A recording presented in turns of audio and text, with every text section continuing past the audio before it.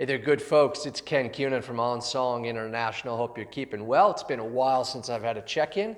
Hopefully everyone is keeping well today and moving forward.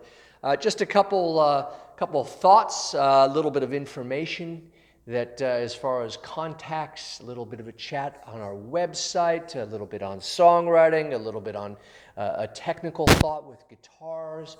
All right, let's get into it.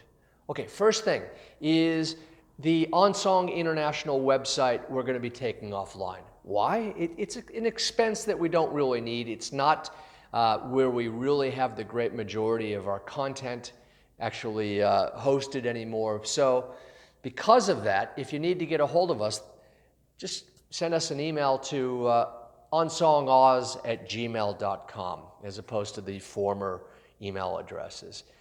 As well, you can send us a message on Messenger. That might take us a little bit of time to get to. Remember that we're all at different points in different parts of the world, so your 5 o'clock p.m. is going to be different to our 5 o'clock p.m., so please be patient with that.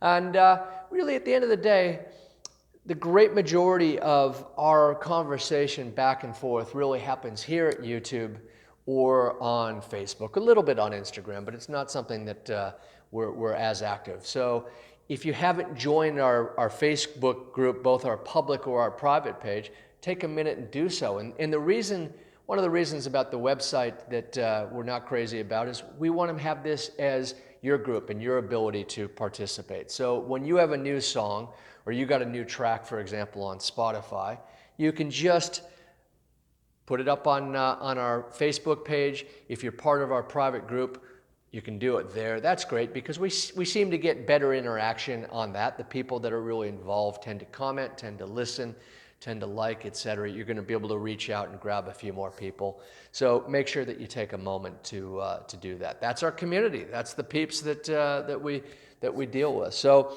wanted to get that point across. Again, onsongoz@gmail.com if you need to get a hold of us.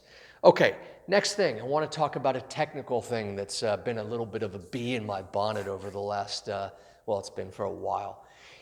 We got a lot of guitar players here that are part of this group. And one thing that I note more often than I'd like is that intonation, particularly on acoustic guitars, needs to be clean. All right, here's what I mean by intonation for both guitar players and non-guitar players. Let's say you're tuning a guitar and you play your low E and it's showing on your tuner, bang, you're in. But you happen to play that E string and you're going up 5 frets, which should be a pure A, and all of a sudden it's sharp or flat. You got intonation problems. And what that means is when you're playing chords and you're playing notes, they're actually not going to be totally in tune.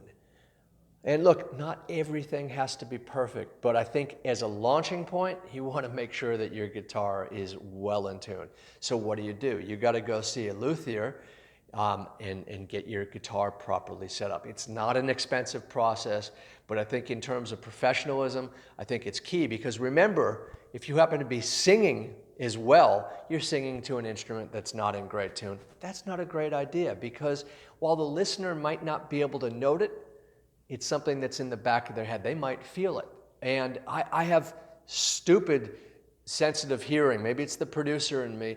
So every time that I hear a guitar that's not, with the intonation out, I can't help but it just gives me a little bit of a jolt and says, oh gosh, it's a really nice song. I wish it was actually played a little bit more in tune. So look, maybe I'm being a little technical and maybe I'm being a little finicky, but please check it out. It's something that, usually for $50 you can get that guitar sounding tip-top. All right, another thing.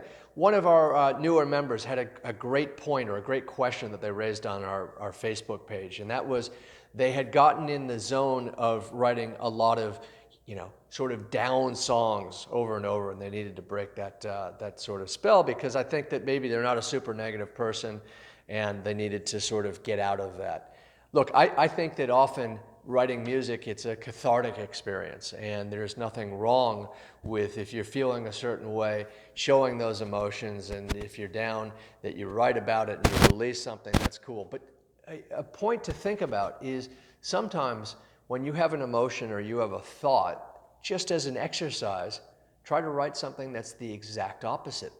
All right, so if you're feeling like shit, maybe you write something about feeling great, or of an emotion that you had at another point in your life where you were a little bit more up. And that way, when you just sort of change the perspective, it can make a magical difference, and you can go in a direction of a song that you hadn't really thought about. So that's just a quick thought. It's something that I've used now and again because I'm really attuned to writing dark, negative songs. I don't want to say negative, but when I've had those emotions. But sometimes, I'll tell you what, it's a lot harder to write a happy-go-lucky song than it is a negative song. So just think about the opposites, and probably more often than not, it's probably something in between. We're human beings. We're not always super up. We're not always super down. The majority of the time, we're somewhere in between. So focus in on the in-between as well, because that's where most people actually live and spend most of their time. All right, enough on that. I hope you're keeping well. Make sure that if you haven't subscribed to this channel, take a second to do so. Ring that bell so you get the notifications. We're looking forward to starting some new playlists, both on our YouTube channel here and as well on Spotify, so you can post your links up, particularly on the Facebook page, and that way you can get your magic work and your majestic artistry out and about, and a few more people will listen to it and they'll know about what makes you tick. All right, until next time, keep well. Adios.